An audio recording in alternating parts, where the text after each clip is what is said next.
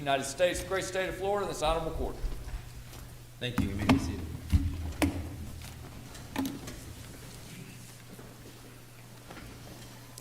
We have one case on the schedule this morning, case number 23-2251, AFSCME Florida Council 79 versus Public Employees Relations Commission. Appellant's counsel, when you're ready.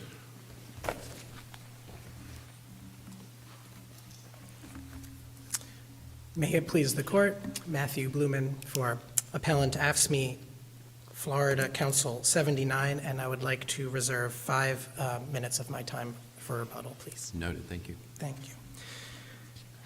The foundational issue in this case is straightforward.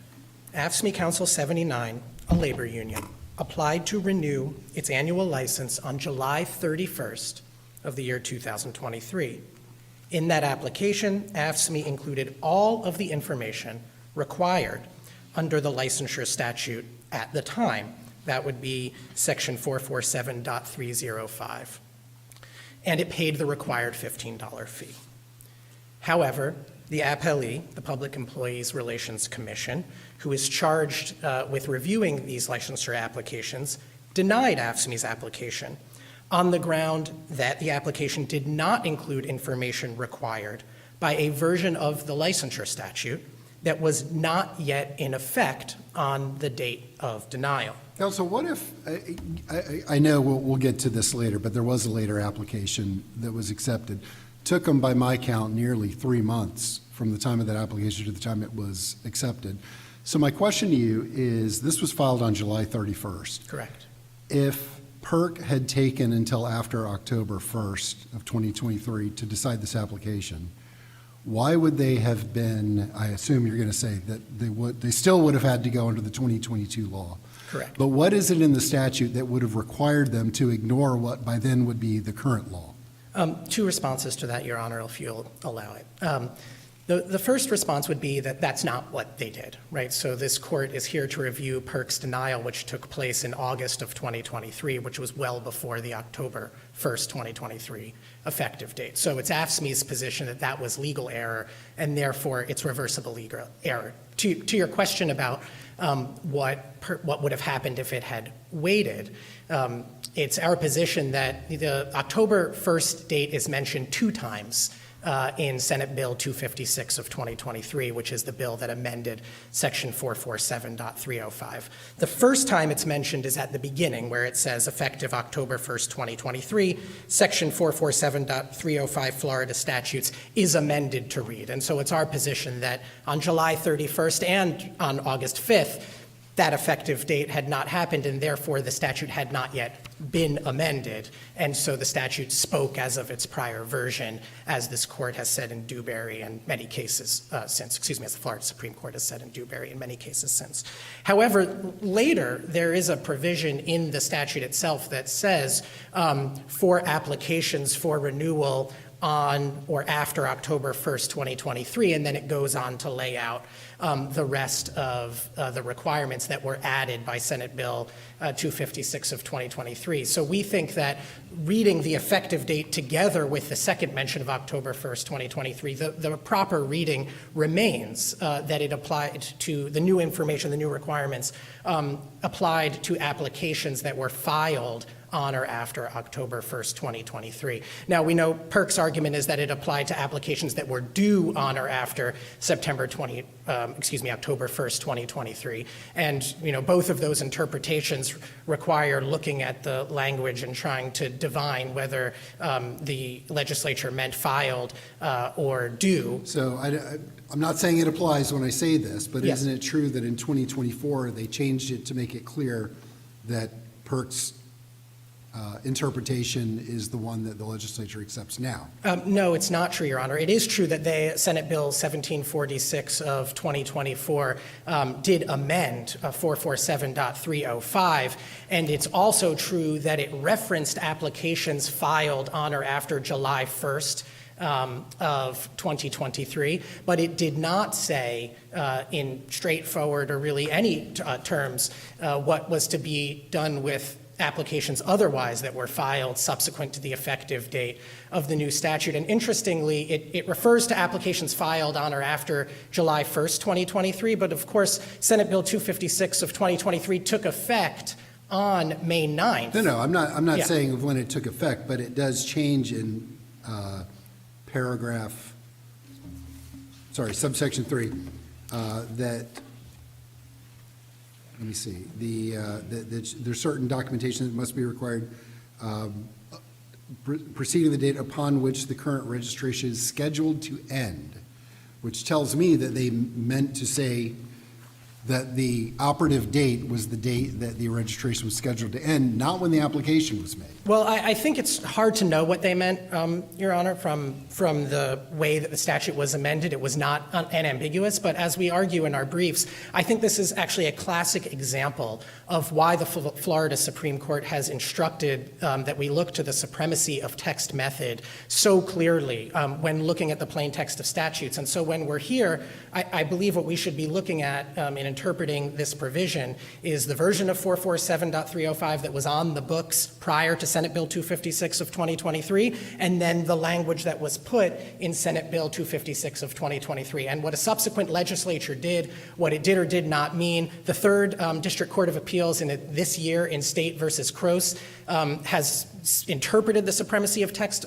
method to mean that we should not look at subsequent legislatures clarifying or other subsequent amendments to prior statutes, and I think that's right and faithful to the plain text statutory But interpretation. doesn't it kind of show that, I mean, I understand if it's to change, then you're absolutely right, if it was meant to change the 2023 statute. But is it another way to simply show that it is to clarify, but not just to clarify, but to show that that is a reasonable interpretation of the statute as of 2023? I don't think so, Your Honor, because when the Third District in State versus Croce did away with the so-called recent controversy rule, which was when a legislature comes and amends to try and deal with a problem, a subsequent court decision or administrative interpretation, the court was saying, look, the supremacy of text method tells us that that's not the kind of thing we should be looking at.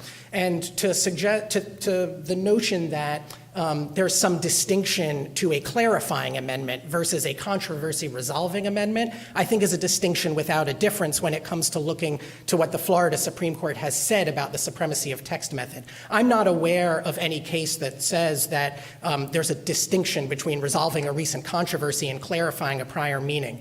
AFSCME's position is that if it comes from a subsequently passed statute, then it's essentially parole evidence that's not relevant to look at the 2023 Senate Bill 256 or the prior version that was in effect at the time. Can I ask you about mootness? Yes, Your Honor. You've gotten a new license a little later potentially than you wanted, but you got it. So what remedy can we give you even if we agree with you on the interpretation? Thank you for the question, Your Honor. The consequences of PERC's actions to the question of mootness continue to be felt by AFSCME Council 79 and the public employees who have the constitutional right to collective bargaining who've lost their exclusive representative to this day. And I think in thinking through that question, it's important to look at the difference between 447.305 before and after Senate Bill 256. Before, approval of these applications was essentially a ministerial act, and it came with the consequence, but it was a very straightforward consequence, which was the inability to participate in a representation election to become the union of a new bargaining unit. After Senate Bill 256, there were essentially a whole new host. I mean, obviously there's the new information required, but there's also a whole new host of consequences. And those consequences depend on the membership rate in the bargaining unit and the union's subsequent organizing efforts within that unit. And so when Council 79 filed its July 31st, 2023 application for renewal, it had to list all 58 of the bargaining units for which Council 79 was the exclusive union representative at the time.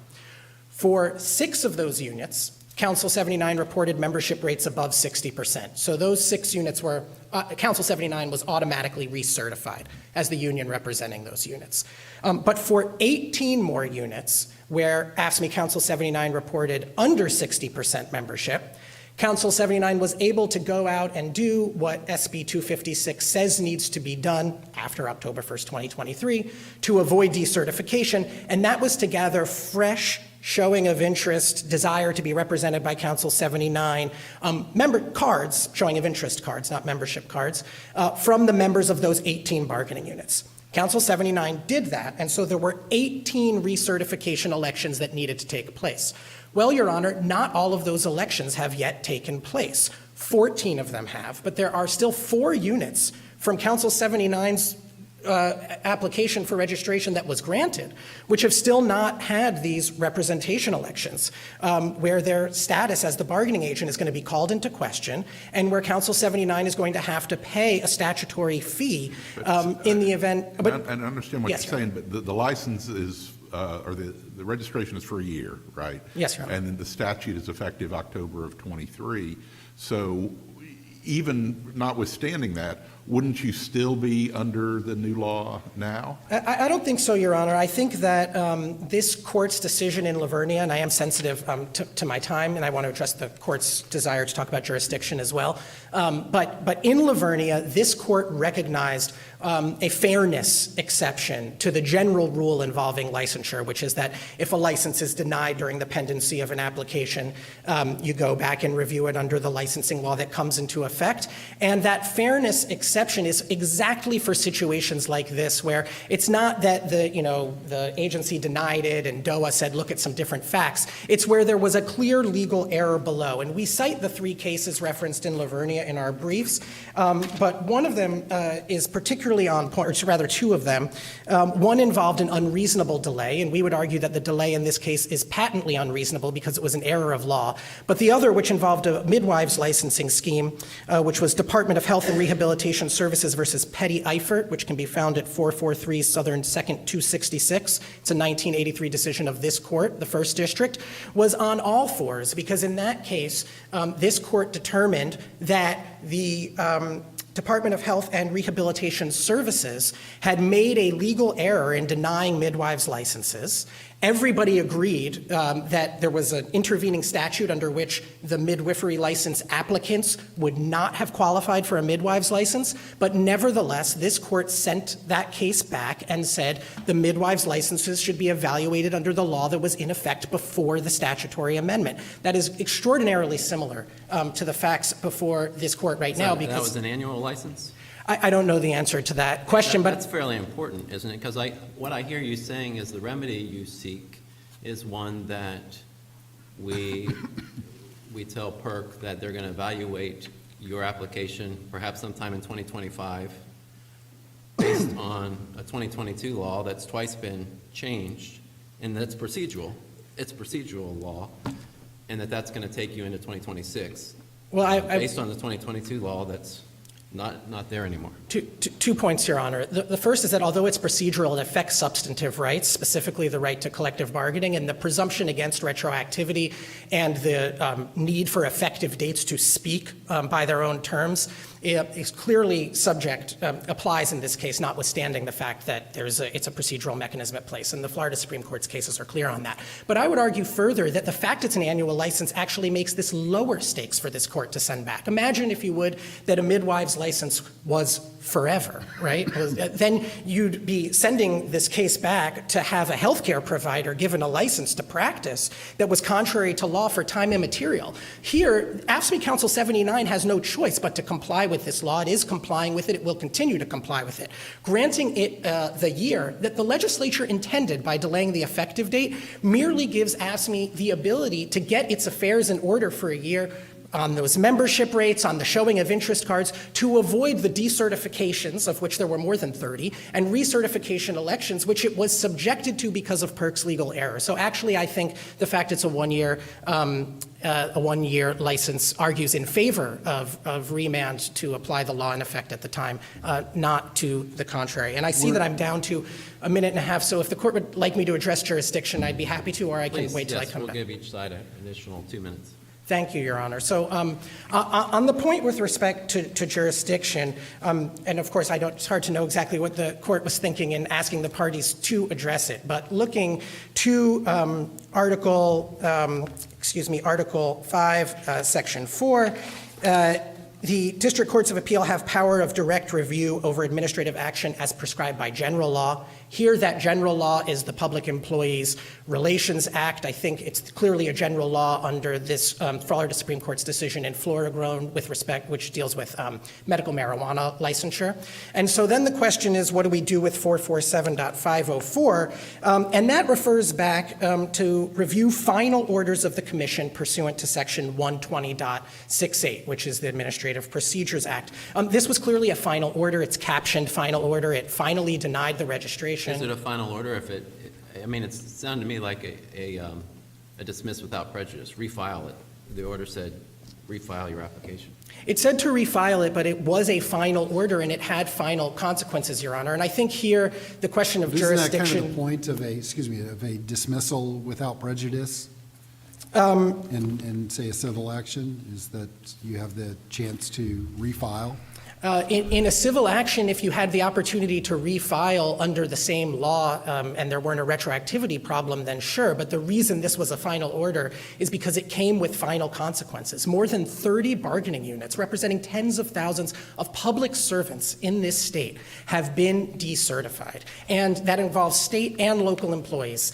AFSCME, just to give an example involving the city of Jacksonville, was decertified as the bargaining representative of the city of Jacksonville. AFSCME went out subsequent to decertification, gathered signatures from 30% of the employees of the city in that bargaining unit, which is more than 1,700 employees in that bargaining unit, and just 2 weeks ago was finally recertified after winning an election as the bargaining representative of those city of Jacksonville employees. That was a tremendous effort by AFSCME, fighting uphill against the consequences of PERC's legal error. It was decertified as of what, the November date? It was January date? It was decertified as of January 22nd of 2024. So the renewal was granted January 18th, and then 4 days later, AFSCME was decertified as the representative. So you were decertified after the registration was actually approved? Correct, because of the way the statute works. AFSCME had not gathered the 30% of signatures on the truncated, compressed time frame that PERC erroneously applied in a clear error of law. We didn't get the 30% of signatures for Jacksonville, so we were decertified, went out, organized, got those cards, filed, and just had an election and were certified as of October 10th of 2024, less than 2 weeks ago. And so that's the kind of uphill battle that the union has been forced to fight because of this unfair denial of its application in July 31st. And if I could just make one final point, because I see I'm out of time, is that when the union filed that application on July 31st, and Judge, this goes to your point regarding about July 31st and October 1st and the filing of the application, PERC's past practice was crystal clear, and in fact it had been applied to other AFSCME affiliates, that early registrations, and we give examples of them throughout our brief, AFSCME Local 199 is a good one, had filed more than 3 months in advance of its renewal date and been granted registration 4 days later. This was what AFSCME was accustomed to. And so when Senate Bill 256... I guess going back to, I think, the first Yeah. question, the first example you gave us there, it took them 4 months to approve it. So here we would be talking about November or something like that, at which point there's a new regime in place. In this case, it took 4 months, but in many other cases, including AFSCME Local 199, Well, which I'm is talking about the first one that is in your,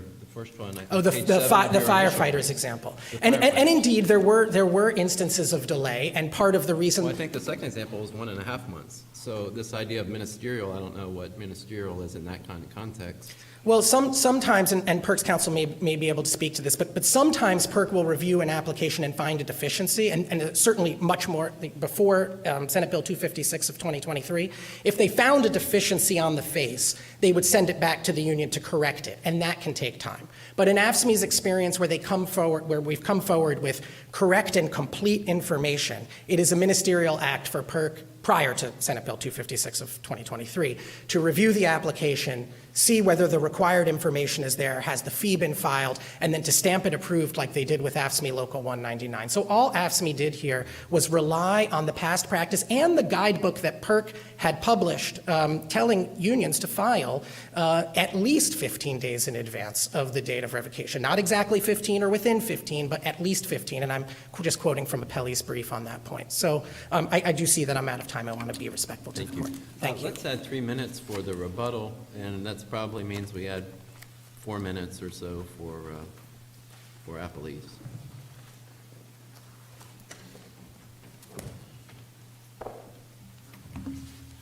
Or additional minutes. That's probably 7. Did I give 3 first and then 4 more? So You for gave, that, you gave 2 and then I can't 3, do right? math. So You might have the 5, calculator, but then he went 15 over. plus 4. I trust your math Yes, on that. yes. Maybe give him 21 minutes. I think that's about Sounds right. fair. Sounds right. Sorry about that. The math can be hard. May it please the court, Greg Morton on the behalf of the Public Employees Relations Commission. Joining me at council's table are Alyssa Lathrop and Tamara St. Hilaire from the commission. Happy to answer questions in any order you've got them, but I'll start with the jurisdiction since that had come up fairly recently. The order that the court issued asked us to look at the Constitution and provision of 447504. I agree with counsel that gives you the right to hear orders that have been appealed under general law. 447504 talks about final orders and appeals from final orders, but it references 12068, which talks about final agency action. And so I think that there is a possibility here that you could look at what PERC did on August 3rd and say, well, that was a preliminary order. We denied that license without prejudice to file a new application, regardless of the fact that I concede that we labeled it a final order and put appellate notice of rights in that order. Part of that, I think, was, though, that, and I don't think counsel views it opposing counsel views it this way, but we were trying to do the appellant a favor by saying, hey, you're too early here. Come back when your license has truly expired and file your new application. And of course, I'll cite this case for you. It's not in any of the briefing, but 57 Southern 3rd 869, that's a Florida First DCA case, Wade versus DCF. And it talks about the court is the one that's in charge of determining its jurisdiction, labeling something a final order or including a notice of final rights, even if both parties agree, is not necessarily something that controls the court's determination of jurisdiction. Well, and the current version and the 23 version, but not the 22 version of 447-305-5 kind of talks about an incomplete application. In paren 5 there, an incomplete application must be dismissed if the required notice and documentation are not provided within 10 days of the organization receiving such notice. But PERC didn't use that procedure there with this order, right? Correct, and it's this is a very unique licensing scheme because we have registrations and certifications, which opposing counsel talked about. That provision on incomplete application talks just about census data, which is the 60% dues paying members, and that goes to how they report their certifications in our statute. We also are under 12060, so there are some incomplete applications where we're issuing standard deficiency letters like any other agency would, but we did not rely on that provision. That's correct. Was it PERC's practice under the old law to just take applications whenever anybody wanted to file them 6 months early? I mean, I read the statute shall be renewed annually, and it sounds like you'll do it biannually. I don't know, maybe you'll do it quarterly.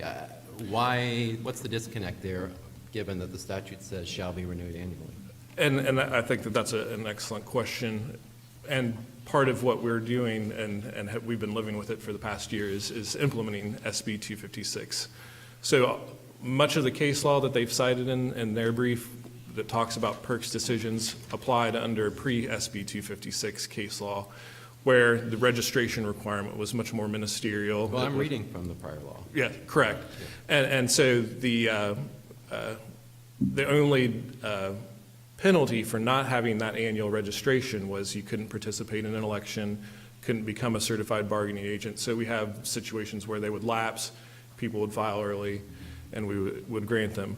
When SB 256 was passed and became effective on the governor's signature May 9th, the registration scheme totally changed, in that the parties were required to do membership authorization forms, and there was a tiered implementation so that folks could get ready for this. So when opposing counsel talks about being surprised by this, they certainly didn't have to know what the legislation was going to pass, but once it was signed into law, they knew as of May 9th that they were going to have to do this. They knew when their registration was set to expire in October. Very briefly, it's a very brief record because of this being a preliminary order, but on pages 9 and 10 of the record, there's letters where they're talking about that they realize the impact of the law, not PERC's decision, but the law and the Well, requirements. they that may they're have gonna- been aware that the law was going to change, but I would imagine that that's specifically why they put in the application early. It doesn't seem nefarious at all to take action before a law becomes effective in order to have an earlier law apply. I've seen that kind of thing a lot. And it seems to me that's what the union here was trying to do. Well, I think Judge Winokur. And there's nothing in the statute that prohibits it, from what I see. Yeah, and I think, Judge Winokur, that goes to your point about the timing and the chronology of all this.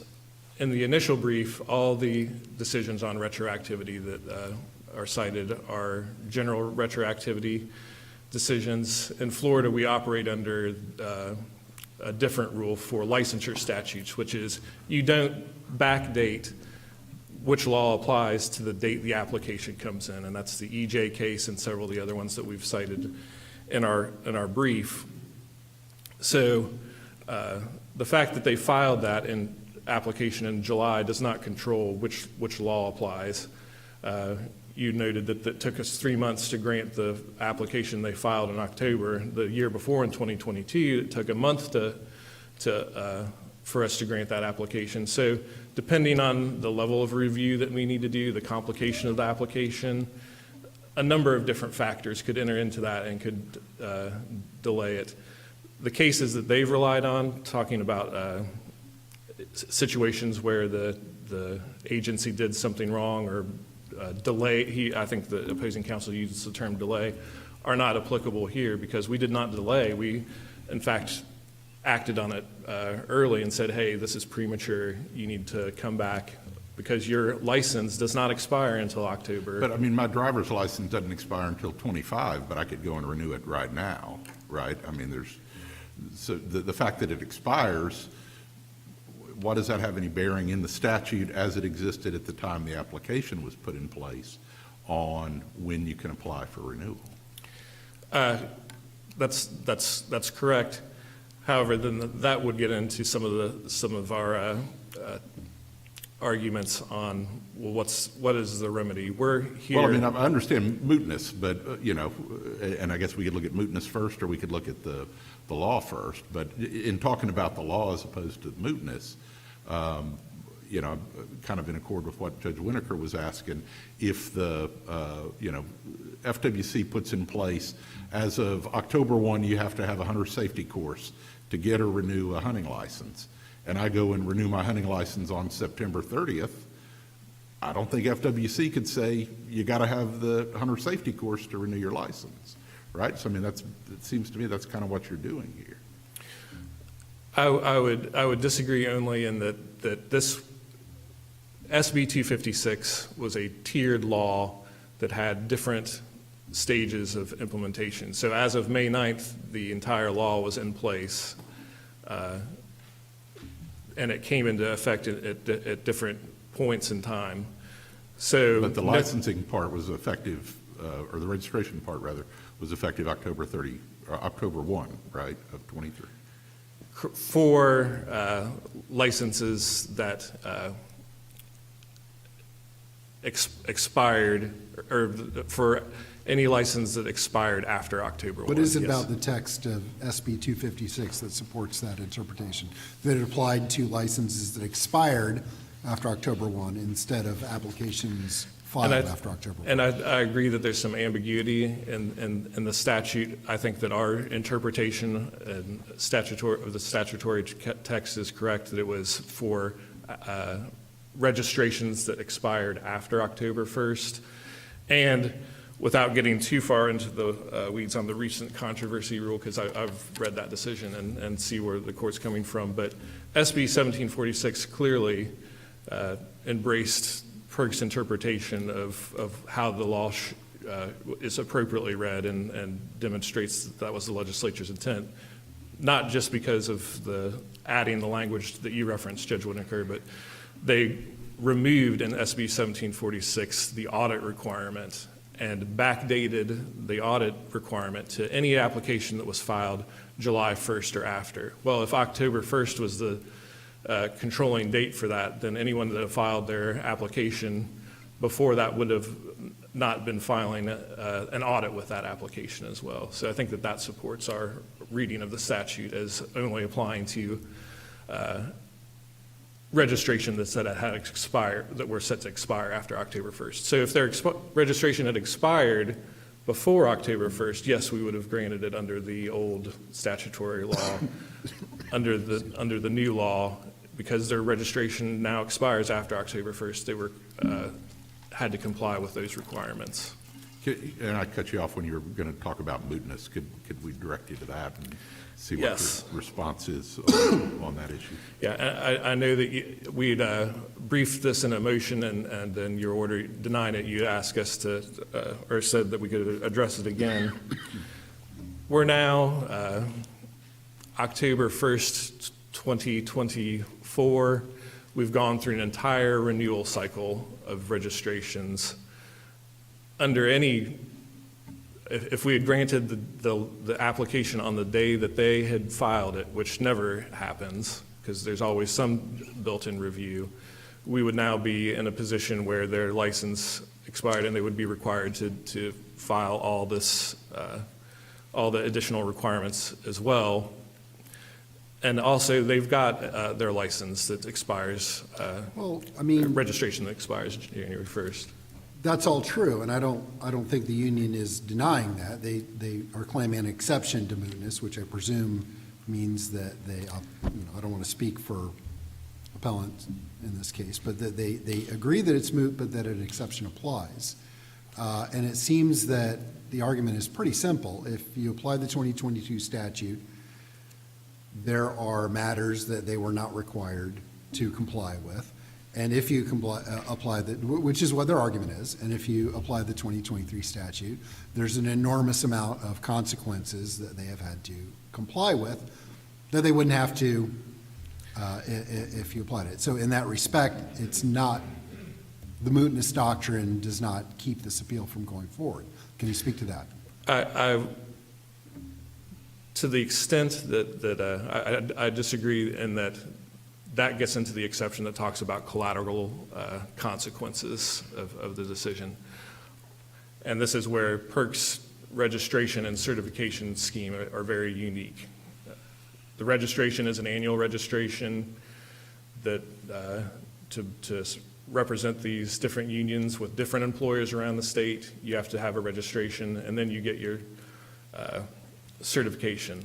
The collateral consequences that they're talking about are not due to PERC's decision on their license. It's due to their disagreement with the policy and the So the new application requirements. itself did not cause Correct. these consequences. These are all collateral consequences of the policy that's in the statute and the new requirements that Okay, are laid well, out. if the 2020, if, let's just say SB 256, if it applies, which is the reason why you rejected the application, if it applies, then they have to comply with all these other matters, correct? Correct. Okay, and so is it just sort of maybe I should be asking appellant's counsel this, but is it just the broad idea that 256 applies to them in this situation that causes this? And it's not related directly to the application itself? That may be a question for them to answer. However, I will also point out that there's a lot of water that's flowed under the bridge that is not before the court, and maybe this gets back to the jurisdictional point, which is if they thought that granting their application in January was conditional and that they had to comply with all these additional requirements that they knew about from May 9th when the law came into effect, they haven't appealed from any of those orders. They have not appealed from any of the orders where they won elections. They have not appealed from any of the orders where their license were revoked. None of that's in the record, but other than in their response to the motion and somewhat in their reply. But in my mind, they should have been challenging those decisions as well, and you would have a complete record. Because one of the things that's important under 447's statutory scheme is promoting harmonious relationships between employers and employees. Each of those certifications that they're talking about, whether they were able to get their 30% showing of interest and file a recert petition that's now going to election, deals with a different set of facts, a different employer, and none of that is before you here. Well, what happens if we agree with them and say, PERC should have, for this license in July of '22, PERC should have used the '22 statute as it was written on July 22. What happens then? I don't know that I'm prepared to answer that question because it would be very difficult to figure out how to unring all those different bells, because I mean, the cost and the trouble that they've gone to, there's not a mechanism for them to recoup that, right? I mean, I think that the court has the power to craft whatever remedy it wants, but yeah, I don't think that there would be a way for them to come back and recoup those costs. So I mean, that's not a collateral consequence. Correct. That's directly related to the statute. Yeah. Okay. Thank you.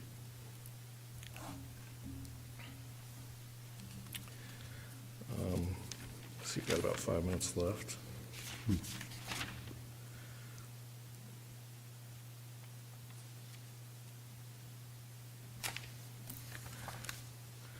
Let me just check my notes really quick and make sure I've covered everything.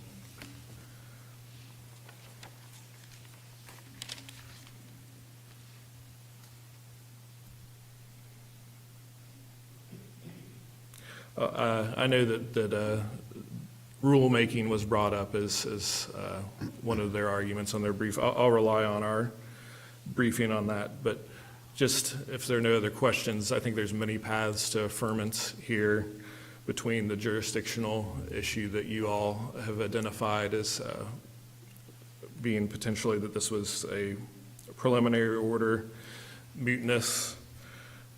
I believe that we're correct in our reading of the statute, which is buttressed by the SB 1746 the next year, even though we don't need to rely on the recent controversy rule or distinguish between whether it's a substantive change or just a procedural change. I think that our reading is correct. The lack of a meaningful remedy, I mean, we're now in, I think Judge Osterhouse, you made the point that we're we would be going back and applying a law that was in place in 2022 and 2025 potentially. And it's a law that's been amended once, and this goes back to your point, Judge Bilbrey. How would we craft any sort of remedy? Well, which parts of that law should we apply? If we're applying the 2022 law, would they have to file their audit that the legislature then remove the next year? I'm assuming that there would just be a lot of difficult consequences that fall from that. So if there are no other questions, I'll sit down. Thank you, counsel.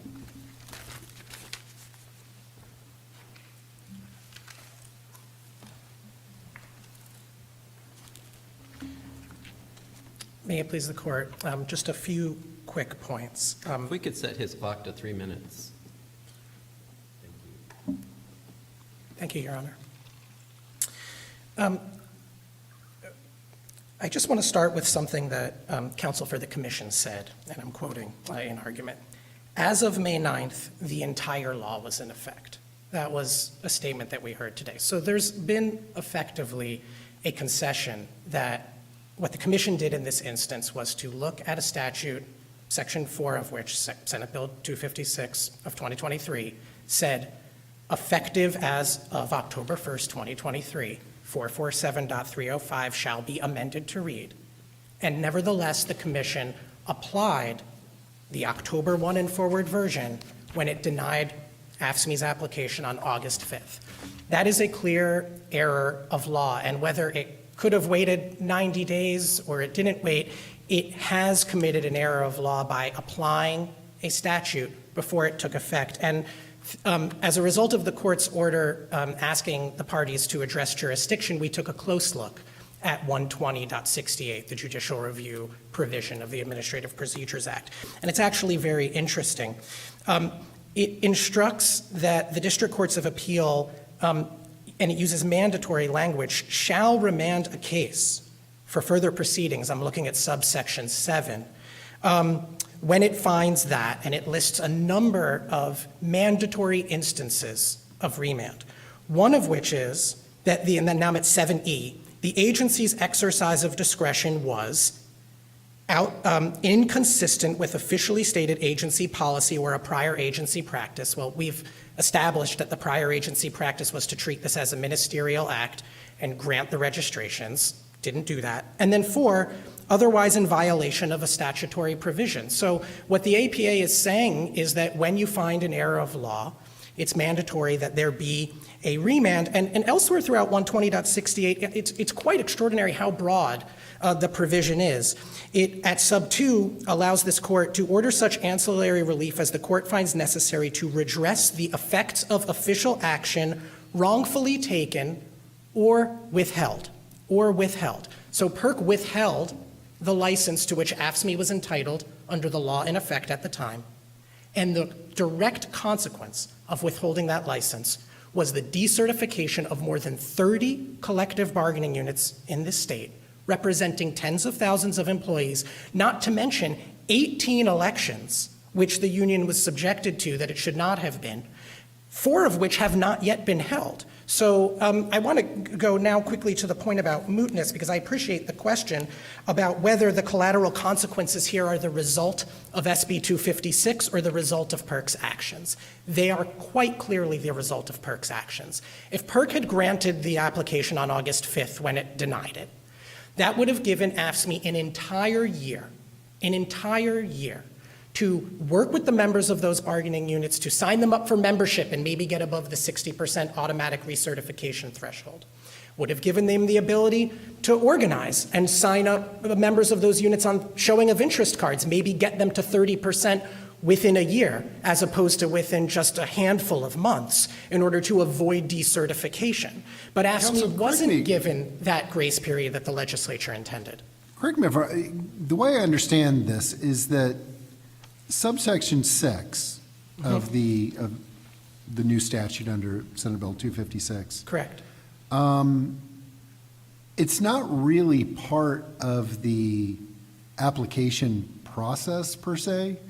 In other words, you've got subsection 3, which adds these requirements that have to be made for a valid application renewal for registration. Couldn't you just say that what PERC was saying is, look, you failed to do these things. You failed to have this A through E requirements in your application. And that the requirements of subsection 6 about the 60% and going through all that, those are consequences of the act itself and not a result of what they did. In other words, all they asked you to do was just comply with subsection 3. Appreciate the question very much, Your Honor.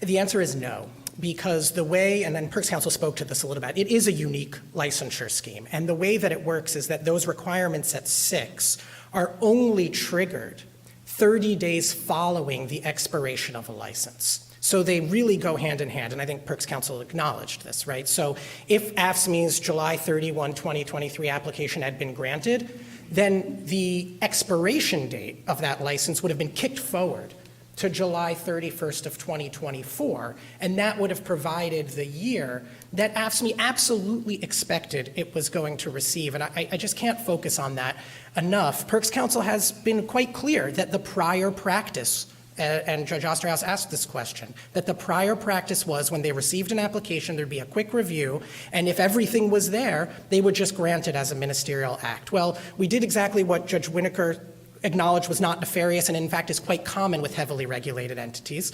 We took a look at this law, we got our ducks in a row, we crossed our T's, we dotted our I's, and we filed an acceptable application, including all of the required information, on July 31st, consistent with Perks' instructions, and expected that ministerial act to be granted. We prepared for compliance. It's not as if we think this law will never apply. Of course it will apply, but what the legislature intended by delaying the effective date was precisely that labor organizations would have a year to get from October, at least until after October 1st, enough time to get their affairs in order. And the absolute last thing I'll say, I know I'm out of time, is that it's also interesting to me that under 120.68, a number of the judicial review instructions to this court are about what to do with agency discretion, right? So if you look at sub 7 about doing something inconsistent with prior practice, there's a line in there that says, but the court shall not substitute its judgment for that of the agency on an issue of discretion. Well, the last time this was amended was 2016, but Florida's voters did something in 2018, and we speak to this in our brief, which is that they ratified Article 5, Section 21 of the Florida Constitution, which instructs that courts of review shall not accord deferential review or discretion to administrative agencies. If this court does not hold PERC accountable for the error of law here and says, well, this is moot, or we lack jurisdiction, or it's too hard to unscramble the egg, which it's not, because the application could be granted and we could go forward a year from now, then what would effectively be happening is that administrative agencies in the state of Florida would be accorded unfettered discretion to ignore the effective dates passed by the legislature and then just merely run out the clock. But Article 5, Section 21 stands for something. It stands for courts exercising independent judgment, and when the legislature says clearly a law has not yet taken effect, there has to be some mechanism to hold agencies accountable so that they don't just ignore the words of the legislature to the detriment of regulated parties like AFSCME. Thank you, counsel. Thank you. We're adjourned. All rise.